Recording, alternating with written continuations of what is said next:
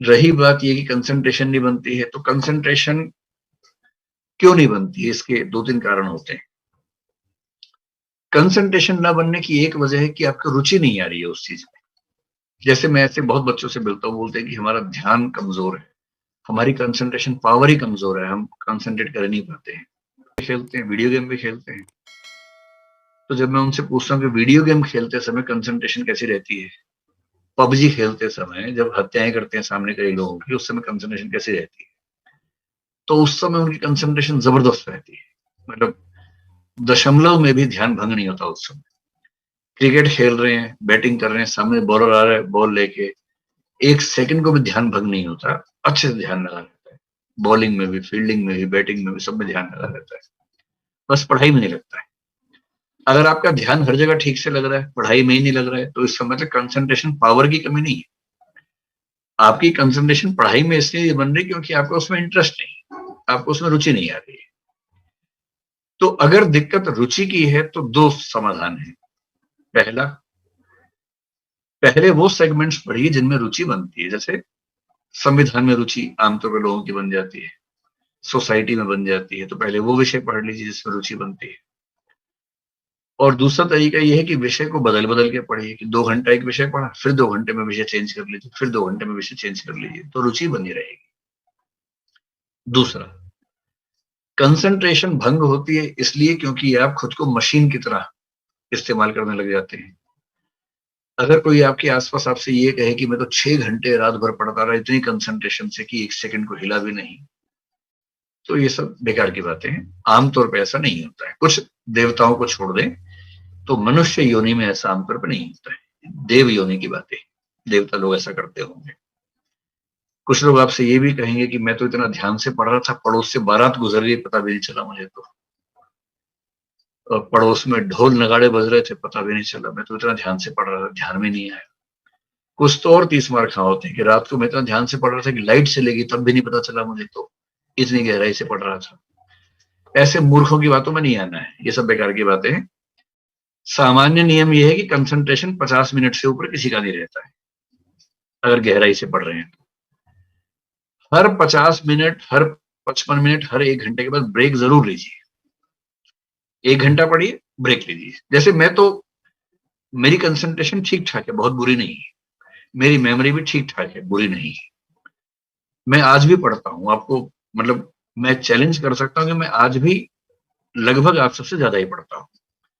क्योंकि मैं जिस दिन 8-9 घंटे ना पढ़ लूं तो मुझे लगता है कि मेरा पूरा दिन खराब हो गया। मुझे पढ़ने का इतना शौक है, मुझे एग्जाम नहीं देना है, मुझे पढ़ने का शौक है, इसलिए पढ़ता हूँ। मुझे आज तक याद नहीं है कि मैंने कभी आधा घंटा भी लगातार पढ़ाई की। डूब के पढ़ता हूँ, लेकिन जैसे ही आधा घंटा खत्म होता है मुझे ब्रेक चाहिए, कम से कम 2 मिनट का। ब्रेक का मतलब क्या, उठ गए, पानी पी लिया, ऐसे ही घर में कोई बच्चा है तो उसी को थोड़ा छेड़ लिया, थोड़ा चोटी काट दी, उसको थोड़ा मजाक कर लिया, कुछ कर लिया, और कुछ नहीं तो फोन में एक वीडियो गेम खेल ली। मैं भी एक वीडियो गेम सिंपल से खेलता रहता हूँ, जिससे मेरा टाइम वो 2 मिनट में खत्म हो जाती है। वो पूल एक गेम होती है, वो खेलता हूँ। तो हर आधे 1 घंटे में एक वीडियो गेम खेल ली 2 मिनट की, या किसी को परेशान कर लिया, थोड़ा सा हंसी मजाक कर लिया, या पानी ही पी लिया कम से कम उठ के एक बार।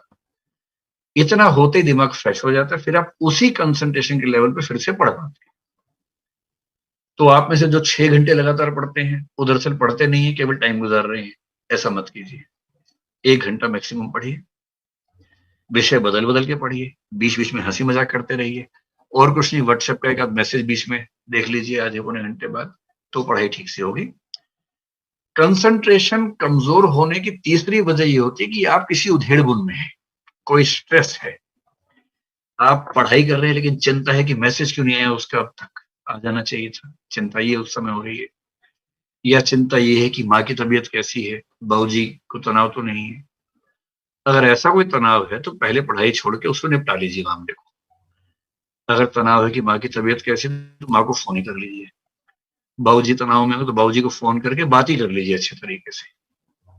किसी का मैसेज नहीं आ रहा है तो इतना ईगो मत रखिए, मैसेज करके पूछ ही लीजिए भाई मैसेज क्यों नहीं आया। फिर मैसेज आ जाएगा, निश्चिंत होकर फिर पढ़ाई कर लीजिए उसके बाद। क्योंकि आपकी उम्र में तनाव भी तो बहुत सारे रहते हैं ना, इतने सारे तनावों को झेलते हुए पढ़ाई करनी होती है। तो अगर कोई ऐसा डिस्ट्रैक्शन है किसी वजह से कि वो क्या सोच रहा होगा, वो क्या कर रही होगी, बाबूजी क्या कर रहे होंगे, तो पहले उसको निपटा लीजिए, फिर पढ़ने बैठिए। तो कोई एक्सटर्नल सोर्स ऑफ डेविएशन अगर है जिसकी वजह से कंसंट्रेशन नहीं, उसको खत्म कीजिए। तो ठीक है, कंसंट्रेशन भी एक ऐसी चीज है जो अभ्यास से आती जाती है।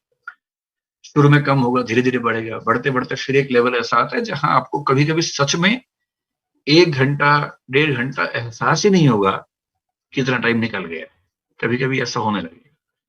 और जिस दिन आपको ऐसा होने लग जाए ना कि खेल वाला ध्यान, जो मेडिटेशन के लेवल खेलने में आता है, विवेकानंद जी ने कहा था कि ध्यान करने का सबसे बढ़िया तरीका है खेलो।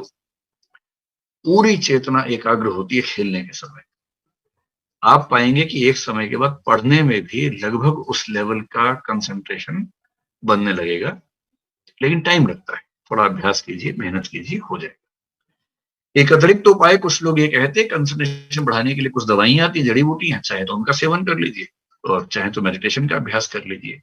उन सबका नाम मैं नहीं बताऊंगा, लेकिन हाँ, अगर आप चाहें तो ट्राई कर सकते हैं। मेरा उनमें बहुत विश्वास नहीं, ये आपकी चॉइस की बात है।